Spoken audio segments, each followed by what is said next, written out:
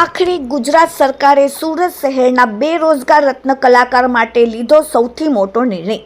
જુદા જુદા આર્થિક પેકેજ અને સહાયની ઘોષણા કરી.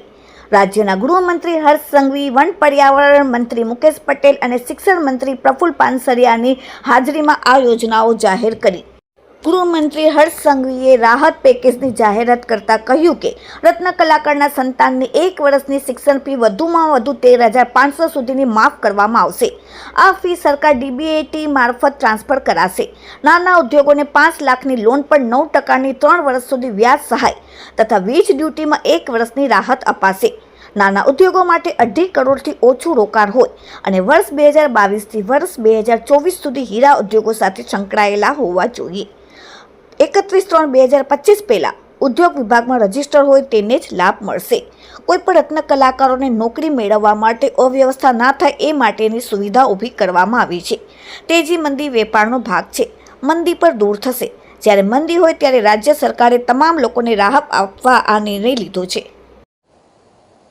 રત્ન કલાકારોના બાળકોની શિક્ષણથી વંચિત ન રહે તે માટે 1 વર્ષ માટે તેમની સાલાની ફી રાજ્ય સરકાર દ્વારા ચૂકવવામાં આવશે.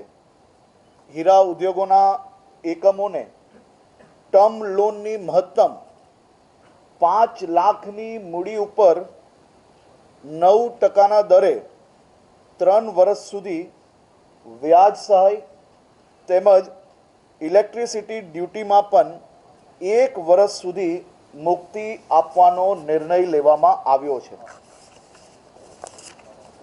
આના નિયમો બનાવવામાં આવ્યા છે અને એની કમિટીઓ બી બનાવવામાં આવી છે. રત્ન કલાકારની પાત્રતા આ સહાય યોજનામાં જે 31/3/2024 પછી જેમને કામ ના મળ્યું હોય, જેને નોકરી ના મળી હોય કે જેને હીરા કારખાનામાંથી છૂટા કરેલ હોય, આ પૂર્વેમાં એવા રત્ન કલાકારોએ ઓછામાં ઓછા 3 વર્ષ કોઈ પણ હીરાના કારખાનામાં કામગીરી કરી હોવી જોઈએ.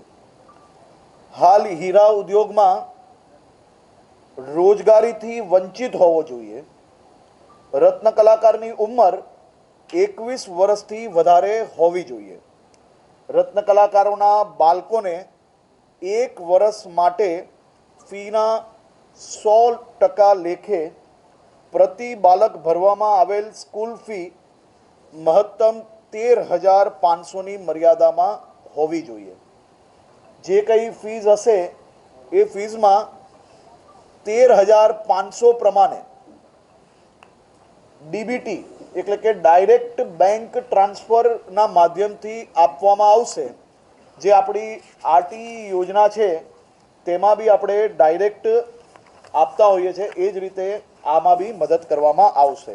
એમ કહ્યું એમ આજ તકનો આ સૌથી મહત્ત્વનો નિર્ણય છે.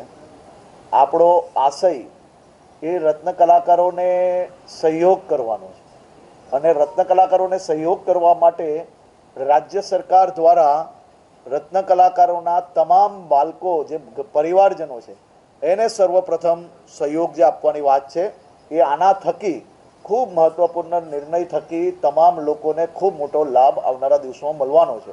અને જ્યારે નાના વેપારીઓ એને વ્યાજની અંદર લોનની અંદર જ્યારે વ્યાજ માફી થાય એટલી મોટી, ઇલેક્ટ્રિસિટી ડ્યુટી એક્ઝેમ્પશન થાય તો ઓટોમેટિક એ નાના ઉદ્યોગોને બી ખૂબ મોટો સહયોગ આનાથી મળે, જેનાથી વધુમાં વધુ રોજગારીઓ નવી આવનારા દિવસોમાં તકો બી ઊભી થશે, જેથી કોઈ રત્ન કલાકારો કોઈ બી જગ્યા પર નોકરી માટે એમને તકલીફ ના પડે તે પ્રકારની વ્યવસ્થાઓ બનાવવાનું કામ રાજ્ય સરકાર દ્વારા કરવામાં આવ્યું છે.